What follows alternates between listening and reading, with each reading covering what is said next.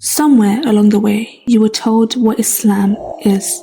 Rules, extremes, foreign words, a desert religion. But what if I told you that that version was never true? That what you heard was a shadow of something far deeper, more human, more familiar than you could imagine. Most people haven't rejected Islam. They've rejected a distorted image of it.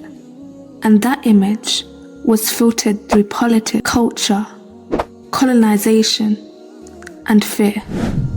You were shown the edges, never the center, not the softness, not the stillness, not the sakina, the tranquility that Islam is rooted in.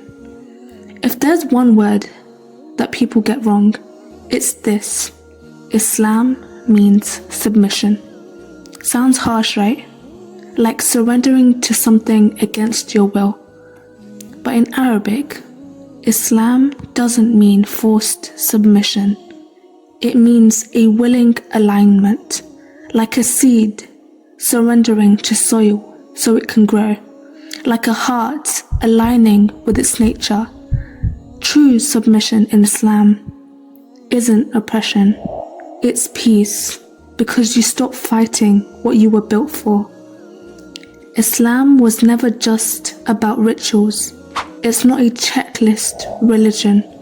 It's about transforming how you live, how you treat people, how you see yourself.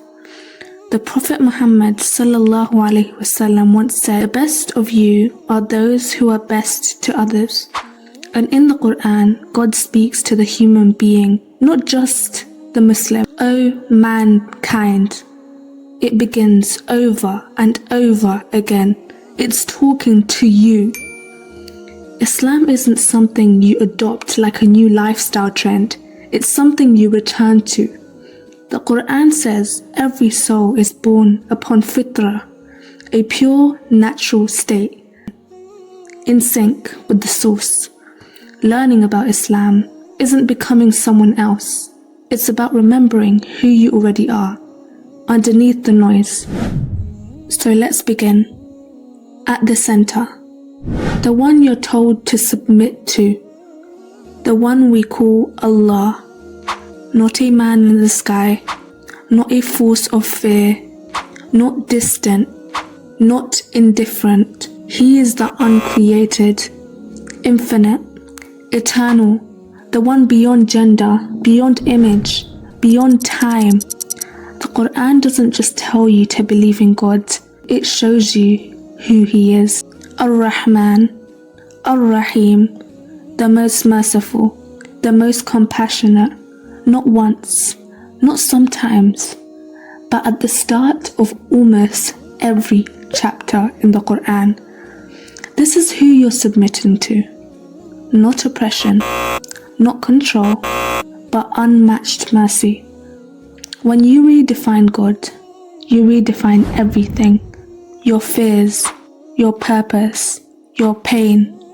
Islam gives you more than belief. It gives you a framework for life.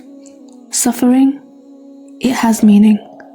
Success, it's a test, not a trophy. Loneliness, you're never truly alone. You were made with care, on purpose, by a creator who sees you even when the world doesn't. You've heard Islam is strict, that it punishes questions, that it's against women, that it shuts doors instead of opening them. But what if none of that was ever true? What if this is a conversation worth having?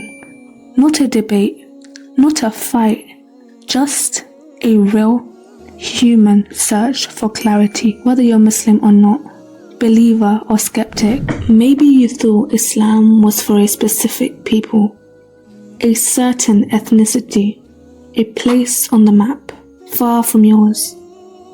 But Islam is not Arab, it's not South Asian, it's not African, it's not any color, yet it lives in all of them. Islam isn't cultural clothing, it's a message that transcends culture, That's why you'll find it whispered in the mountain of Turkey, chanted in the streets of Senegal, prayed in the heart of New York City. Not foreign, just global. And maybe already familiar to you. The Qur'an doesn't argue God's existence. It simply says, do they not reflect? Have they not considered? The signs were always there.